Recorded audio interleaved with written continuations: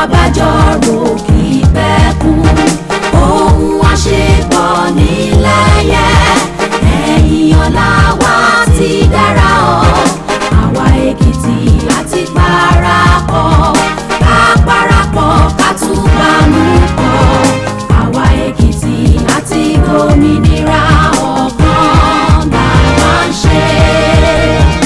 Èkìtì Èkìtì tí gbòmìnira, Èkìtì Èkìtì tí gbòmìnira, àwa Èkìtì iwájú la ó máa lọ lágbára Ọlọ́run, àwa Èkìtì ọ̀kan ṣoṣo mọ̀ ní wá o láéláé. Ekiti kete. It is my delight to address you yet again on the fight against COVID-19 pandemic. Let me first and foremost thank you for your prayers, solidarity, calls, messages, and goodwill during the period of my isolation and treatment for COVID-19. I thank God that I am now certified free of the virus after 10 days of isolation and treatment, during which I took 2 separate tests which eventually came back negative. I deeply appreciate your concerns and prayers during these trying times. The fact that I could contract the virus in spite of the conscious effort to protect myself and people around me underscores my consistent warnings that we should never take things for granted. It also proves that indeed the virus is real and here, and that it is a respecter of no persons. That is why I have always maintained that we cannot be vigilant enough until we have collectively come to the end of this pandemic.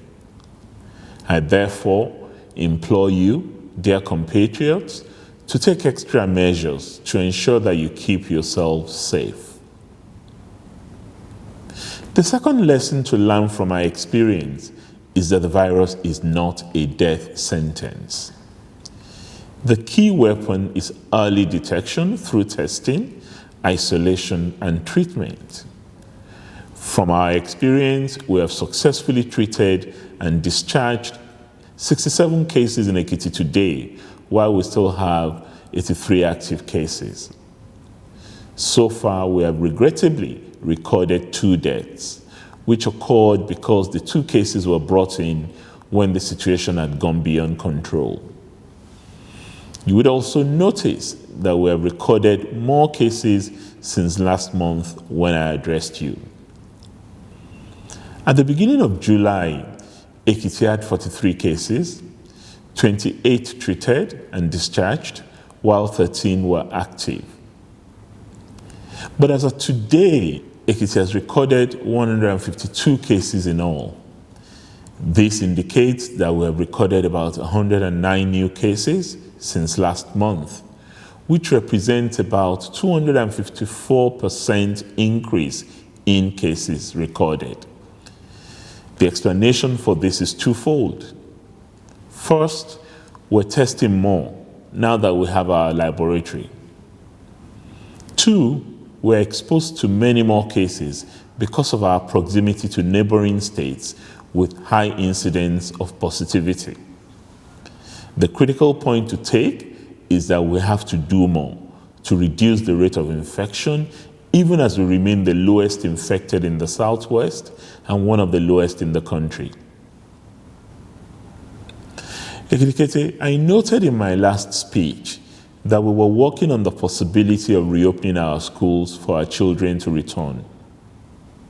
I am glad to inform you that our schools are now open for the senior secondary school classes, who are expected to resume by next week, Monday, August 10, 2020, whilst their teachers are already in school preparatory to their resumption.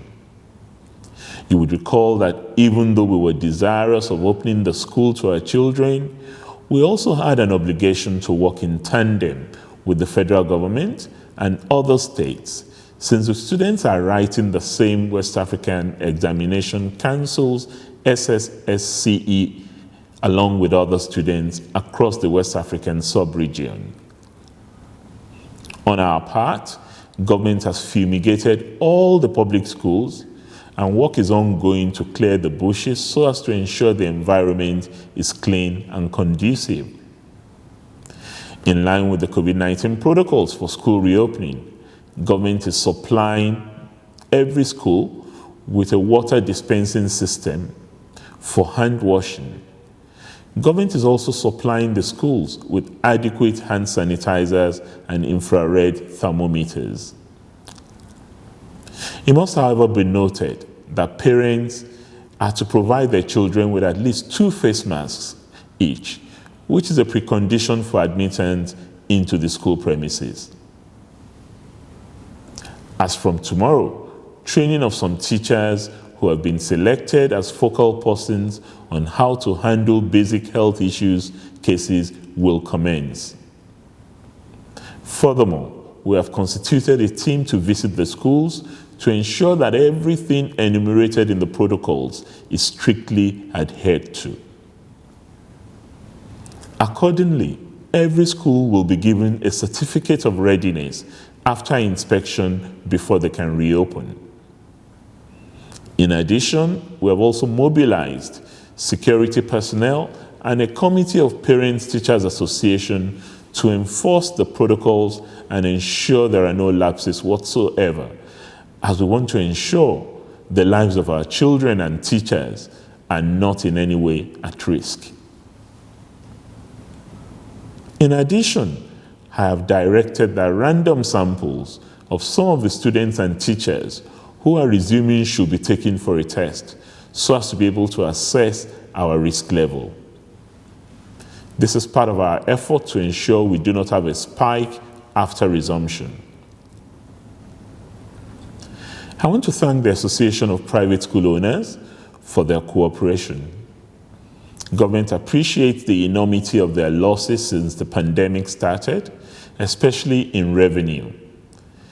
I am aware the Ministry of Environment and Natural Resources is working with them on the fumigation of their private schools. I'd like to further clarify that only senior secondary school 3 students who are starting the final WAEC papers are to return to school next week, ahead of the commencement of the examination on August 17, 2020.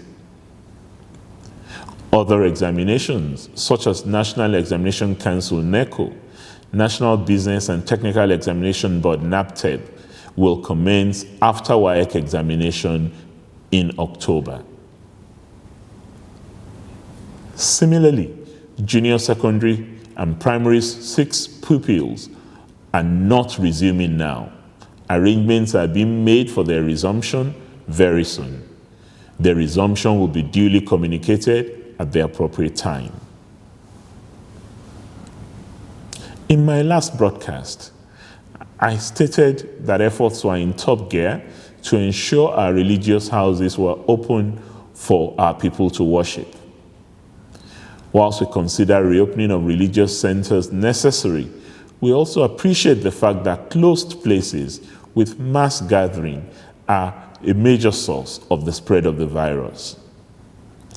This was the reason we jointly agreed with the religious leaders on the need to establish a protocol that would ensure that the health of worshippers is not jeopardized and that we don't have a situation that could get us overwhelmed.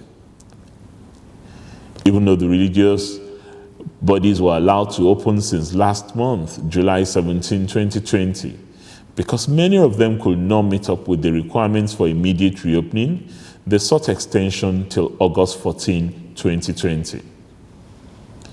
The task force leadership has now informed me that many of the religious worship centers are now ready and should be able to reopen for service according to the established protocols from August 14, 2020. I want to thank God for this development and also express my appreciation to the leadership of the Muslim and the Christian faithful in the state for their resilience and understanding. I still want to appeal to them that as moral agents and institutions reputed for discipline, they must ensure the jointly agreed protocols are adhered to protect worshippers as they go about their activities as from August 14, 2020. The key aspects of the protocols include, but are not limited to, the following: fumigation of the worship centers and their surroundings, maintenance of social distancing of 6 feet apart, provision of infrared thermometer for each worship center, provision of water for hand washing, provision of hand sanitizers, and ensuring the windows and doors are wide open. The protocol also indicates that there should be no multiple services, and services must be concluded within 2 hours, whilst children below age 12 and elderly people above 65 are not allowed to attend services or salat until further notice.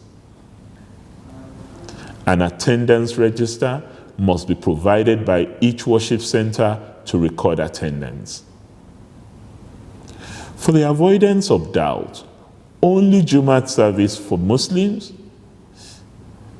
are to be held on Fridays, Saturday Sabbath for Adventists, and Sunday services for other Christian denominations will be allowed. Weekly and vigil services are not to hold in the meantime. Similarly, all traditional worships or festivals that demand large gathering of devotees are suspended until further consideration. In our effort to decongest the big markets within Ekiti, I'm happy to report that expansion work at our Idele and Agrikolope markets has progressed significantly.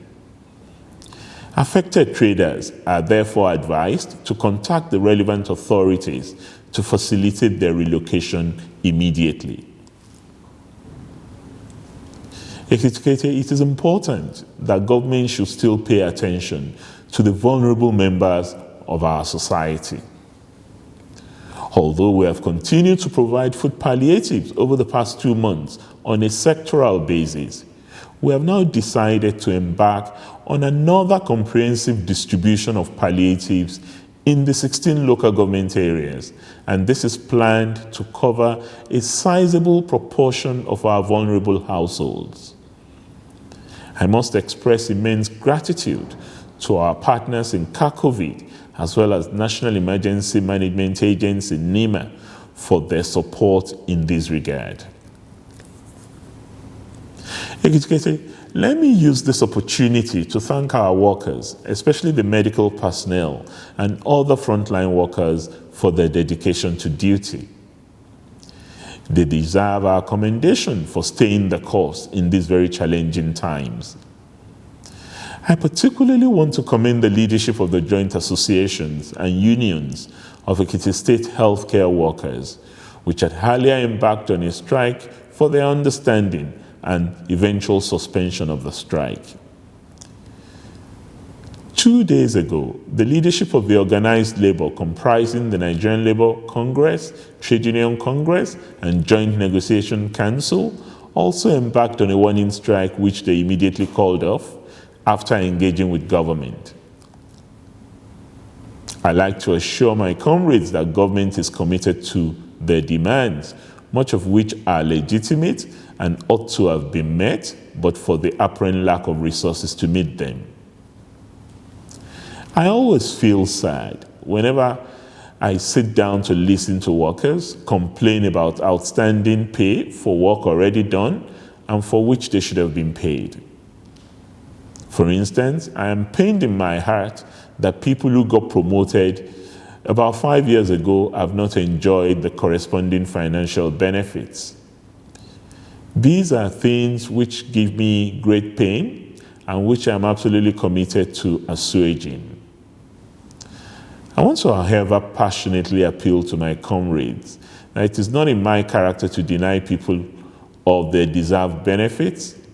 Government is, however, currently incapacitated by the very debilitating state of the economy of the country and the resources available to our dear state.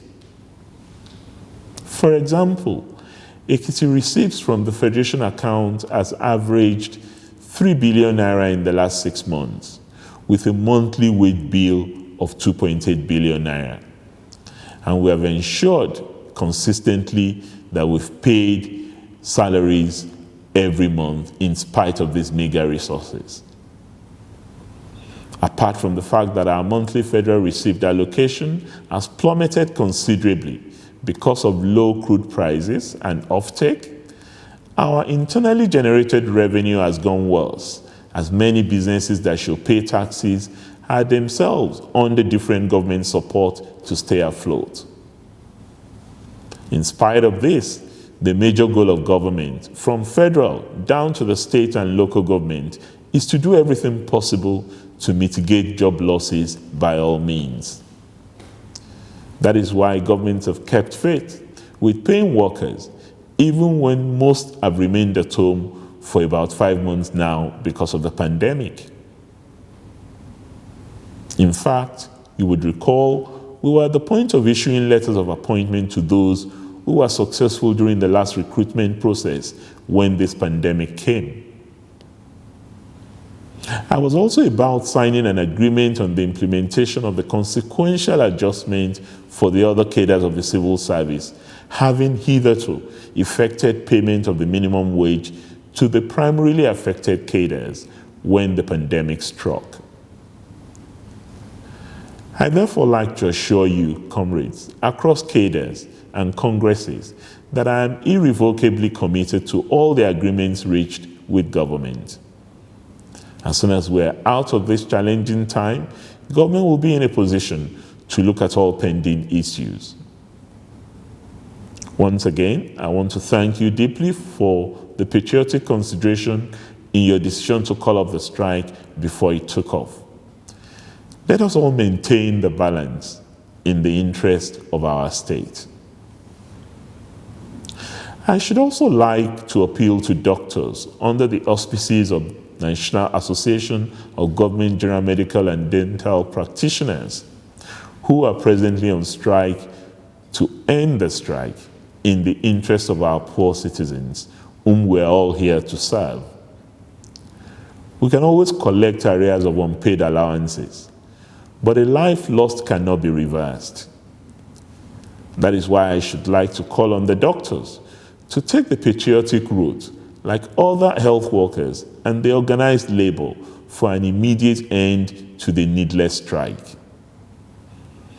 I do not want to be put in a situation where I have to invoke the no work, no pay rule in Ekiti. As I end this broadcast, I'd like to extend my condolences to the families of our many icons whom we lost in the course of this pandemic, such as the late Senator Ayo Fasomi, our revered father, the patriarch of progressive politics in Ekiti State, and one of the last titans from the First Republic, whose remains were laid to rest in his hometown of Ekiti yesterday. He was a true leader who gave freely of himself in the service of our state, of the Yoruba nation, and of Nigeria as a whole and humanity. And he will be remembered for his selfless service to all. Equally, we lost Pa S.K. Babalola, another leading light of the progressive family, who were lost to the cold hands of death in July, and the late Sir Remi Omotosho, who was buried a couple of weeks ago. May their souls rest in perfect peace. Ekiti, for us who are still alive, I appeal to Ekiti to continue to obey the restrictions on large gatherings and other regulations. This is very important to stem the community spread that has manifested in our random test across the state. The increased cases we recorded signifies that many people had been infected but were asymptomatic and are now just being discovered through our aggressive testing. We must not live under the illusion of invincibility or false security. We must always remain vigilant. Finally, I thank the COVID-19 task force team for their excellent job, and many appreciations to our donors and those who have provided support in several ways. May we all be alive to see the end of this pandemic. Thank you all, and stay safe. Halale Ekiti, Agbeao. Ohun abájọ́rò kì í pẹ́ kú, ohun àṣepọ̀ nílẹ̀yẹ, ẹ̀yìn ọ̀la wa ti dára ọ́, àwa Èkìtì àti parapọ̀, ká parapọ̀ ká tún bá mú pọ̀, àwa Èkìtì àti gómìnira ọ̀kan làwa ń ṣe. Èkìtì Èkìtì tí gbòmìnira, Èkìtì Èkìtì tí gbòmìnira, àwa Èkìtì iwájú la ó máa lọ lágbára Ọlọ́run. Àwa Èkìtì ọ̀kan ṣoṣo mọ̀ ní wá o.